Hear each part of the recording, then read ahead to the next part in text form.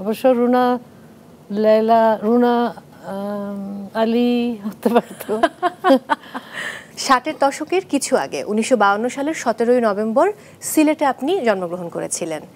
সাধারণত বাবাদের নামের শেষের টুকু সন্তানরা ধারণ করে, তবে আমার জেনে খুব ভালো লেগেছে সে সময় আপনার মা শ্রদ্ধেয় আমিনা লায়লার নামানুসারে আপনাদের দুই বোন লায়লা এবং রুনা লায়লা নামকরণ করা হয়।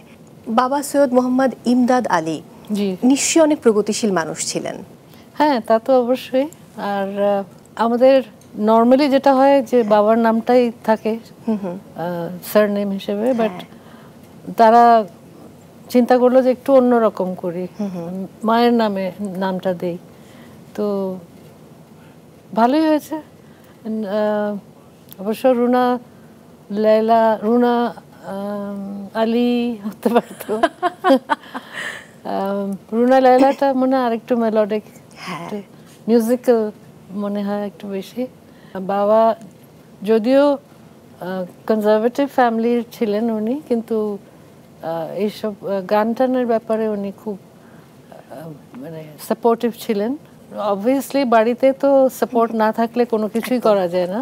আমার মনে হয় যে উনি কোনো আপত্তি করেননি, বরঞ্চ খুশি হয়ে নামটা আমাদের রাখতে দিয়েছেন।